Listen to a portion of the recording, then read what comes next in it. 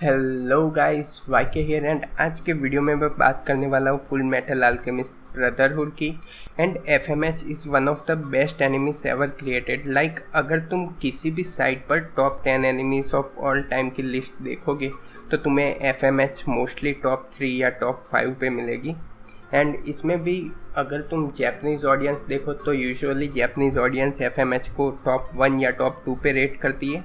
And ये चीज़ मैंने काफ़ी टाइम से देख रहा था, लेकिन लाइक ऑनेस्टली जजिंग मुझे इस एनिमी का कवर देख के मुझे इसमें कुछ ज़्यादा इंटरेस्ट नहीं आया था। एंड आई नो कि सब बोलते रहते हैं कि डोंट जज बुक फ्रॉम इस कवर एंड ऑल, लेकिन भाई मैं कर लेता हूँ जज, ठीक है। तो मुझे अगर कोई एनिमी का कवर ज़्यादा अट्रैक्टिव लगता है तो मैं उसे पहले देखूँगा ऑब्वियसली। फिर एनिमी अच्छी नहीं हो तो अलग बात है कि मैं उसे छोड़ दूँ। और ऐसा कई बार हुआ है, लाइक मुझे डेथ नोट का भी कवर आर्ट पसंद नहीं आया था, मुझे कोड गियास का कवर आर्ट पसंद नहीं आया था, लेकिन भाई वो दोनों मेरी सबसे फेवरेट एनिमीज में से एक है। तो आई नो, लेकिन आदत है तो क्या कर सकते हैं भाई। अभी बिकॉज ऑफ लॉकडाउन मेरे पास बहुत ज़्यादा टाइम था तो मैंने ये एनिमी देखनी शुरू की। एंड अभी मैंने ऑलमोस्ट अभी बस 2 ही दिन पहले मैंने इस एनिमे के सारे एपिसोड ख़त्म किए, 63 एपिसोड्स। एंड ये सारे एपिसोड्स मैंने अराउंड 7 to 8 दिन में देखे। तो ऐसा कह सकते हो कि मैं बिल्कुल भी बोर नहीं हुआ कि मुझे ज़बरदस्ती के देखने पड़े। लाइक मैं एक बार एनिमी के एपिसोड देखना शुरू करता था तो फिर फ्लो में एपिसोड्स चले जाते थे। एंड अगर बात करें प्लॉट की तो brotherhood takes a place in a world where alchemy is like dominant science and it is the process of transforming one form of matter into another. और इस ट्रांसफॉर्मेशन में भी तुम्हारा जो रूल है वो इक्विवेलेंस का रहता है कि तुम्हें अगर एक्सचेंज करना है मैटर तो वो इक्विवेलेंट एक्सचेंज होना चाहिए। मतलब कि तुम जितना मैटर दे रहे हो उतना ही तुम एक्सचेंज कर सकते हो, उतने ही वेट की चीज़ तुम प्रोड्यूस कर सकते हो, ऐसा है। तो तुम्हें बेसिकली स्वॉर्ड प्रोड्यूस करने के लिए उतना ही मेटल चाहिए होगा। और same goes on with like hammer and all, तुम्हें कुछ भी प्रोड्यूस करना हो तुम्हें उतनी ही ज़मीन या उतना ही जो भी सब्सटेंस है जिससे वो चीज़ प्रोड्यूस होगी उतना चाहिए होगा। So the series follows 2 brother Ed and Al. And ये दोनों ही भाई बहुत ही ग्रेव टबू कमिट करते हैं अपनी माँ को वापस जिंदा करने के लिए। And as a result Ed अपना एक हाथ और एक पाँव खो देता है एंड आल अपनी पूरी बॉडी खो देता है। सो एफएमएच ब्रदरहुड की लाइक स्टोरी यही फॉलो करती है कि एड एंड आल ये रियलाइज़ करते हैं कि उन्होंने बहुत ही गलत चीज़ कर दी थी और उनकी जर्नी बस यही चलती है कि वो अपनी बॉडीज़ वापस लाए। एंड मुझे ये समझ नहीं आता कि लाइक एड को अपनी बॉडी की, आई डोंट थिंक कि एड को अपनी बॉडी की उतनी ज़्यादा पड़ी हुई होती है, क्योंकि उसका बस एक हाथ और एक पाँव नहीं होता। और इसमें एक ऐसी टेक्नोलॉजी होती है कि लाइक लिटरली तुम्हारे हाथ और तुम्हारे पैर है वो बहुत ही अच्छी तरीके से मैकेनिकली बनाए गए होते हैं। तो तुम्हें ऐसा कोई भी चीज़ नहीं होती जो मोस्टली तुम नहीं कर सकते उस चीज़ से। सो आई डोंट थिंक कि एड को उतनी ज़्यादा पड़ी है उसकी बॉडी की। It's mostly for the L जिसने अपनी पूरी ही बॉडी खो दी है और उसका सोल अभी एक आर्मर में लगा हुआ है, तो वो चाहता है कि वो अपनी बॉडी वापस ले आए। और इसी जर्नी के बीच में उन्हें सुपर नेचुरल क्रिएचर्स मिलते हैं named as homunculus, which are like based on 7 deadly sins, जैसे कि लाइक ग्रेथ है, प्राइड है, क्रीड है, एट्सेट्रा एट्सेट्रा। तो इन 7 डेडली सिंस पे ये 7 होमोक्यूलस बनाए गए होते हैं। एंड ये होमोक्यूलस बेसिकली इमॉर्टल होते हैं, तो इन्हें तुम मार नहीं सकते क्योंकि इन सबको एक लाइक सुपर स्टोन से बनाया गया होता है कि उसमें बहुत सारे सोल्स की एनर्जी रहती है और जब तक वो एनर्जी ख़त्म नहीं होती तब तक बेसिकली तुम इमॉर्टल रहते हो। तो like they are really strong. तो अगर मैं सिंपल वर्ड्स में बोलूँ तो भाई पूरी स्टोरी बहुत ही अमेजिंग है। And the theme of love, brotherhood, courage are really touching. And enemy के कैरेक्टर से भी तुम काफ़ी जल्दी अटैच हो जाते हो। लाइक फॉर एग्जांपल इस एनिमी में एक कमांडर ह्यू करके बंदा है, इसे मैंने पहले ही देखा था तब से मैं इससे इतना ज़्यादा अटैच हो गया था।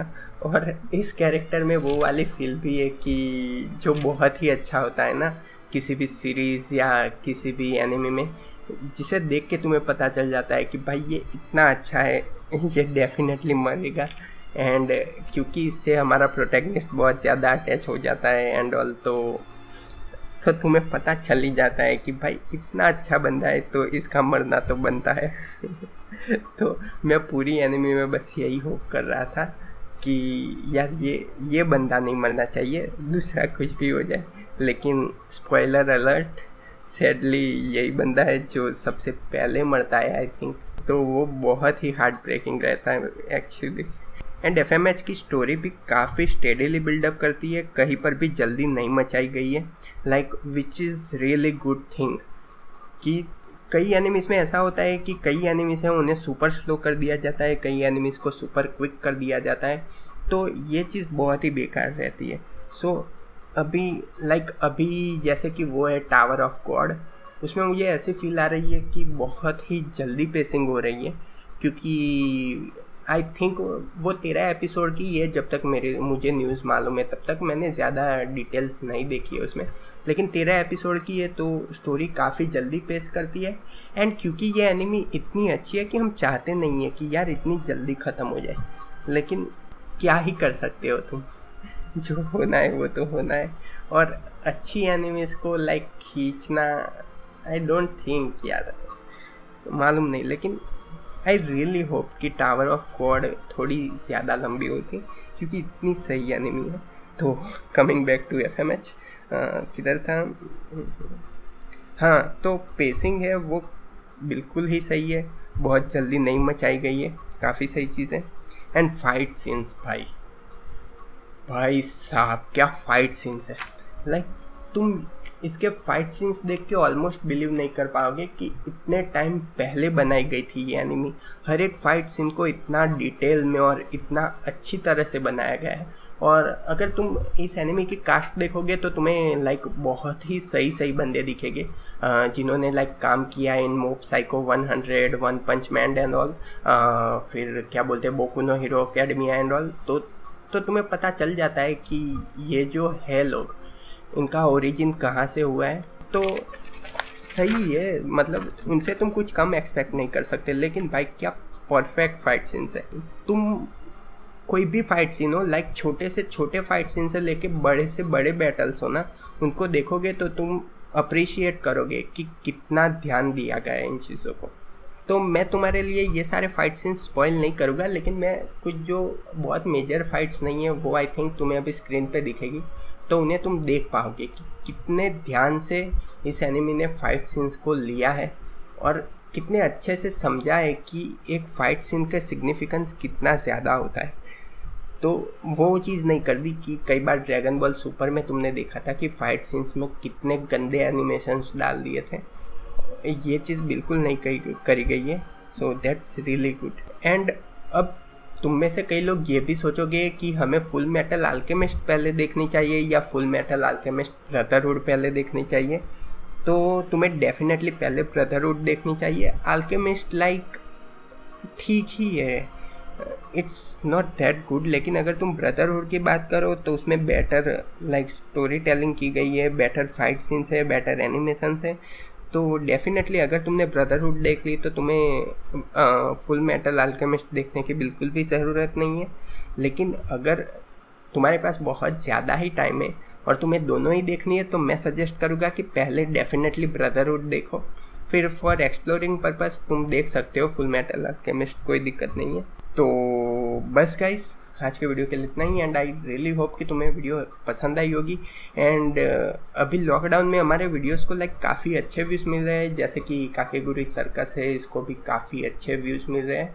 सो आई एम रियली ग्लैड कि तुम लोगों को मेरे वीडियोस पसंद आ रहे हैं। और जिन लोगों ने अभी अभी सब्सक्राइब किया है, मैं एनिमी रिव्यूज़ डालता रहूँगा। थोड़ा टाइम लग सकता है लेकिन क्वालिटी से तुम्हें कॉम्प्रोमाइज़ नहीं करना पड़ेगा। So you can like stay tuned. और तुम्हें मेरे करंट वीडियोस और ये वीडियोस कैसे लगे तुम मुझे कमेंट सेक्शन में बता सकते हो। अगर तुम्हें कुछ इम्प्रूवमेंट भी लगे वो भी तुम मुझे बता सकते हो, मैं डेफिनेटली ट्राई करूँगा कि वो चीज़ इम्प्रूव करूँ। So as always, thank you, goodbye and sayonara.